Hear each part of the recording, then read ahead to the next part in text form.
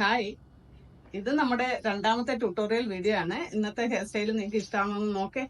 ആദ്യം ഹെയർ നന്നായിട്ട് നീറ്റായിട്ട് കോംബ് ചെയ്യുക. കോംബ് ചെയ്തതിന് ശേഷം നമുക്ക് ഇയർ ടു ഇയർ സെക്ഷൻ എടുക്കാം.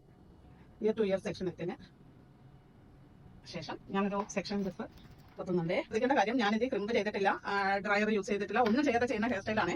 നിങ്ങൾ ഷൈനിങ് സ്പ്രേയും ഹാർഡ് സ്പ്രേ എല്ലാം യൂസ് ചെയ്ത് വേണം നമ്മളൊരു ബ്രൈഡിനോ റിസപ്ഷൻ വർക്ക് എൻഗേജ്മെന്റ് എന്തിനും ചെയ്യുമ്പോഴും നിങ്ങൾ ഇതെല്ലാം യൂസ് ചെയ്ത് എല്ലാ ഹെയറിന്റെ പ്രിപ്പറേഷനും കഴിഞ്ഞതിന് ശേഷമേ ഹെയർ സ്റ്റൈൽ ചെയ്യാവൂ കേട്ടോ. കണ്ടോ, നന്നായിട്ട് ഒരു പോണി, ഇത് ഇച്ചിരി പൊക്കി കെട്ടുന്ന ഒരു ഹെയർ സ്റ്റൈലാണ് ചെയ്യുന്നത് കേട്ടോ. ഒരു പോണി കെട്ടുവാണേ.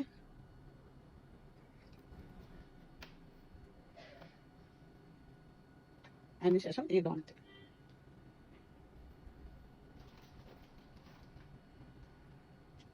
ഈ ഡോണറ്റ് വെച്ചതിന് ശേഷം നമ്മുടെ ഹെയർ കുറച്ച് ഡിവൈഡ് ചെയ്യണം. ഞാൻ കാണിച്ചു തരാവേ. കുറച്ച് ഡിവൈഡ് ചെയ്തതിന് ശേഷം ഹെയർ ഒരു കെട്ടിടുന്ന പോലെ കൊണ്ടുവരുന്നേ. കെട്ടുന്ന പോലെ കൊണ്ടുവന്നിട്ട് ഒന്ന് സ്പ്രെഡ് ചെയ്യണം. ഒന്ന് സ്പ്രെഡ് ചെയ്തിട്ട് യൂപിൻ ലോക്ക് ചെയ്യുക. ഇപ്പുറം യൂപിൻ ലോക്ക് ചെയ്യുക. ഒരു കെട്ടിട്ട് അതുപോലെ കൊണ്ടുവന്നിട്ട് ഒന്ന് സ്പ്രെഡ് ചെയ്ത് കൊടുക്കുക. നമ്മൾ ഡോണറ്റ് വെളിയിൽ കാണരുത്. ഇതാക്കണ്ടോ, ഡോണറ്റ് കവർ ചെയ്താണ് ഞാൻ ഈ സ്പ്രെഡിങ് ചെയ്യുന്നത്. മൂന്നാമത്തെ സെക്ഷൻ എടുക്കുമ്പോൾ ഒരു കാര്യം ശ്രദ്ധിക്കുക, പ്രത്യേകം ശ്രദ്ധിക്കേണ്ട കാര്യം എന്ന് പറയുന്നത്, ഈ കെട്ടിടുക. കെട്ടിട്ടതിന് ശേഷം നമ്മൾ ഇത് സ്പ്രെഡ് ചെയ്യുന്നതിന് മുമ്പ് ഈ അധികം വന്ന മുടി ഉണ്ടല്ലോ, ഈ കെട്ടിനകത്ത് കെട്ടണം. ഒന്ന് കാണിച്ചു തരട്ടെ.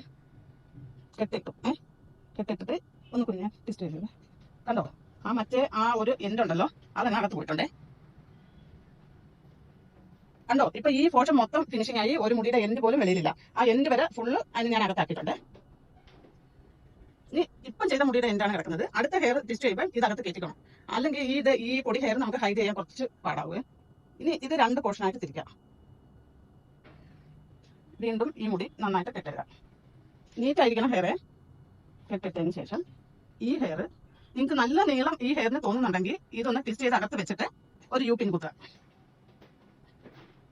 യൂപിൻ കുത്തിയതിന് ശേഷം നമ്മുടെ ഈ കെട്ടിട്ട മുടി, വലിയ ഹെയർ ആണെങ്കിൽ ചെയ്താൽ മതി, ചെറിയ ഹെയർ ആണെങ്കിൽ അതിന്റെ ആവശ്യം വരുന്നില്ല. പിന്നെ